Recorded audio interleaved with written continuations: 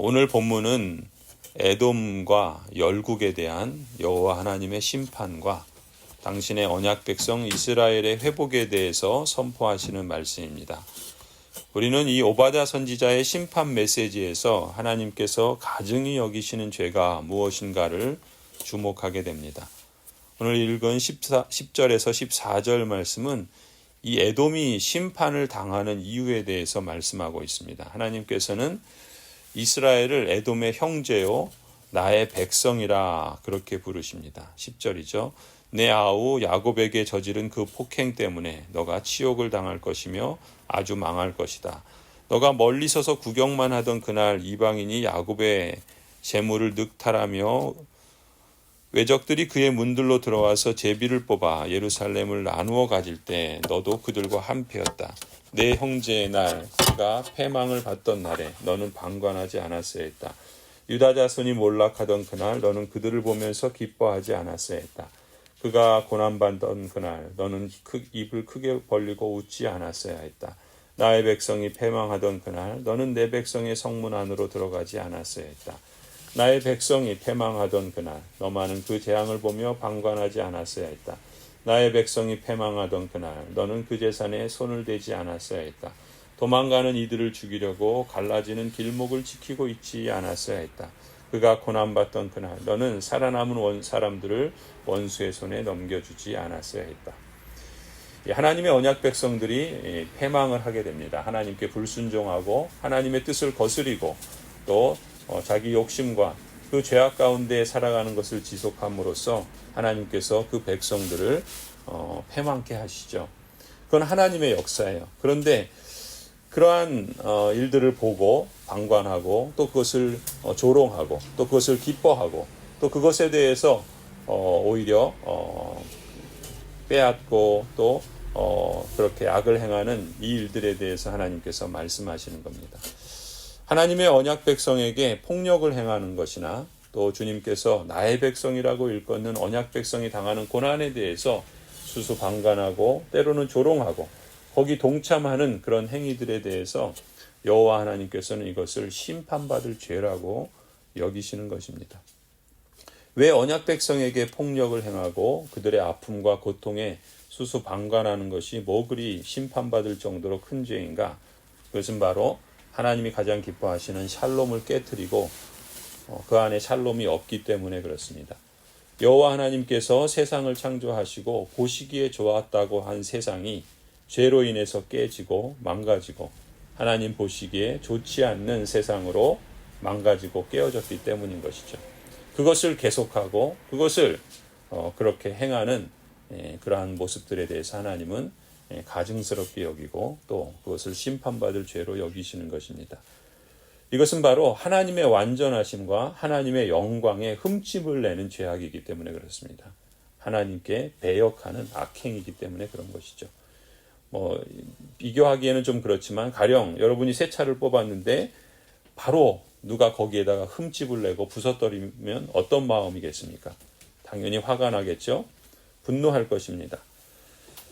창조물 중에서도 가장 존귀하고 영광스러운 존재인 사람이 불순종과 죄악으로 깨지고 상처나고 망가진 것을 볼 때 그것은 참으로 민망하고 안타깝습니다.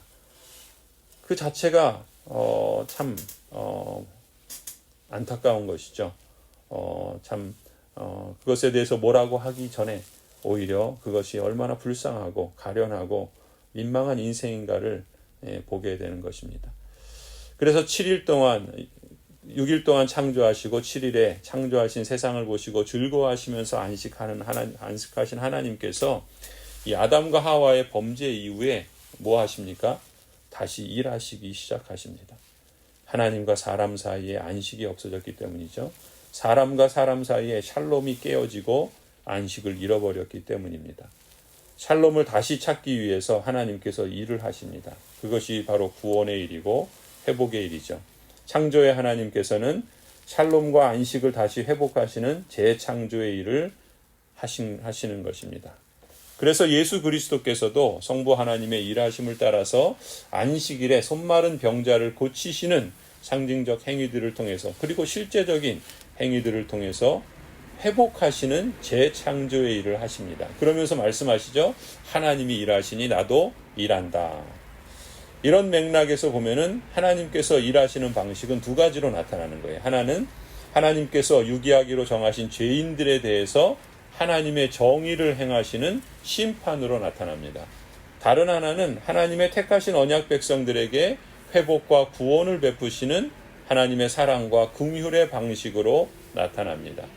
정의는 무엇입니까? 그릇된 것, 비뚤어진 것, 깨어진 것을 바로 맞춤으로 하나님의 권능과 영광을 드러내는 데 초점이 있습니다. 사람은 온전한 것, 바람직한 것을, 사랑은 또한 무엇인가? 사랑은 온전한 것, 바람직한 것을 온전히 세움으로 하나님의 이름과 영광을 드러내는 데 초점이 있는 것이 사랑이죠. 이렇게 사실 정의나 사랑은 동전의 양면과 같습니다. 하나님의 하나님 되심이죠. 사랑과 정의는 모두 하나님의 영광을 드러내는 데 있습니다. 무너진 관계를 회복하고 깨어진 인생의 그 죄악된 모습들을 회복하는 그러한, 그래서 더욱 친밀한 관계를 세우고 유지하고 또 그 가운데 기쁨을 누릴 수 있도록 다시 말해 샬롬을 회복하고 확대해 나가시는 하나님의 방법이 바로 정의이고 사랑이며 심판이고 구원인 것입니다. 참으로 하나님은 정의가 무너지고 사랑이 깨어진 것을 싫어하십니다. 반대로 하나님은 정의를 바로 세우고 사랑을 온전히 이루어가는 것을 매우 기뻐하시고 흡족해 하십니다. 오늘 본문 12절에도 보시면 그래서 내 형제의 날 그가 재앙을 받던 날에 너는 방관하지 않았어야 했다. 유다 자손이 몰락하던 그날 너는 그들을 보면서 기뻐하지 않았어야 했다. 그가 고난받던 그날 너는 입을 크게 벌리고 웃지 않았어야 했다. 라고 말씀합니다. 에돔이 심판받는 이유를 이렇게 말씀하시는 것이죠. 방관하지 말고 기뻐하지 말고 입을 크게 벌리고 웃지 말아야 할 뿐만 아니라 오히려 함께 아파하고 함께 동참하고 함께 세워가야 했습니다. 샬롬이 없는 곳에 샬롬을 가져다 주라 말씀하시는 것이죠. 정의가 없는 곳에 정의를 세우고 사랑이 없는 곳에 사랑을 실천하는 것이 하나님께서 지금 행하시고 계시는 일이십니다. 우리 주님 예수 그리스도께서도 이 일을 하시면서 하나님의 나라를 증거하셨습니다.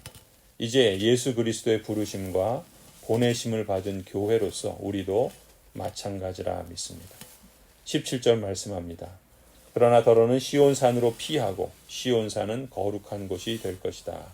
그때 야곱의 집은 다시 유산을 차지할 것이다. 야곱의 집은 불이 되고 요셉의 집은 불꽃이 될 것이다. 그러나 에서의 집은 검불이 될 것이니 그 불이 검불에 붙어 검불을 살을 것이다. 에서의 집안에서는 아무도 살아남지 못할 것이다. 나 주가 분명히 말한다. 이 회복과 구원의 복음이죠. 하나님 나라의 샬롬을 전하는 천사, 하나님께서 천사를 불과 불꽃으로 말씀하셨는데 야곱의 집이 불이 되고 요셉의 집이 불꽃이 될 것이다. 남유다와 북이스라엘이 천사와 같은 역할로 하나님께서 이 땅에 회복과 구원의 복음을 증거하고 또 그것을 이루어 가시고 세워 가시는 일에 메신저로 그렇게 도구로 사용하시겠다라는 말씀입니다.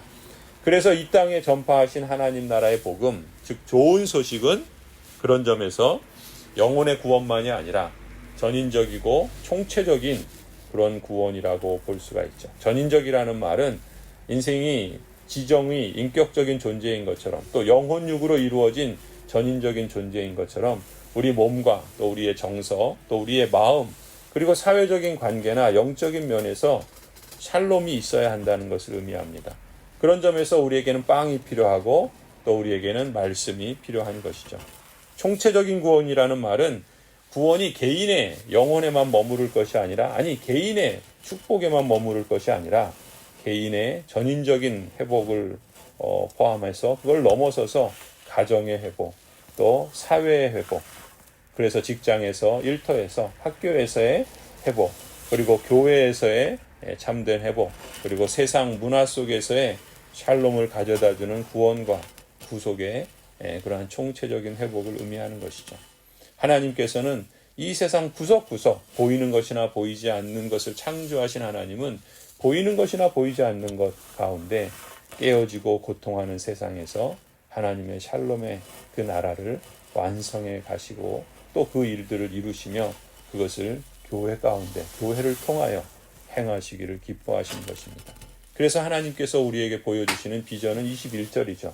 구원자들이 시온산에 올라와서 에서의 영토를 다스릴 것이다. 나라가 주의 것이 될 것이다. 시온산이야말로 구원이 선포되는 곳입니다. 시온산이 세상의 죄와 고통으로부터 피할 피난처가 되는 것이죠. 시온이야말로 하나님 나라에 속한 거룩한 백성들이 사는 곳이며 시온이야말로 주님 주신 참되고 영원한 축복과 안식과 샬롬을 누리는 곳이 될 것입니다. 그것은 궁극적으로 완성된 하나님 나라에서 완전하게 성취될 것이고 그 나라의 그 샬롬을 이 땅에서는 교회를 통하여 하나님 나라의 대행자로서 하나님 나라를 증거하는 역할들을 바로 교회가 보여주고 살아내고 또 그것을 세상을 향해서 드러내고 나타내야 할 것입니다. 우리가 이처럼 복되고 영광스러운 부르심과 보내심을 받았다는 것을 우리는 늘 잊지 말아야 합니다.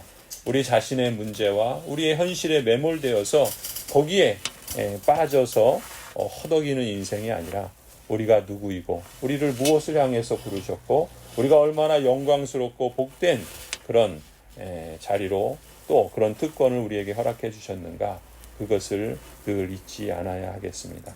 우리는 이러한 소망의 날을 내다보면서 오늘 깨어진 땅에서 하나님의 백성으로 살아가는 것이죠. 이것이 하나님 나라의 시민에게만 허락된 은총이고 특권입니다. 우리가 하나님 나라의 시민답게 전인적이고 총체적인 복음을 전파하는 증거하는 순종 하나하나가 간접적으로는 결국 이 세상은 심판받는다는 것을 증거하는 것이 될 것입니다. 직접적으로는 이 땅에 온전한 샬롬을 확대하고 총체적인 구원을 가져다 주는 것임을 우리가 드러내고 또한 우리 자신도 그것을 늘 기억하며 그 영원한 소망의 나라에 잇대어 살아가야 할 줄로 믿습니다. 믿는 사람들은 우리가 찬송한 것처럼 주님의 군사이지요. 앞서가신 대장 예수 그리스도를 우리는 따라가야 할 것입니다. 세상 나라는 반드시 멸망을 받습니다. 그리고 그 모든 세력은 그 모든 악함은 결국 이 땅에서 멸절하게 될 것입니다.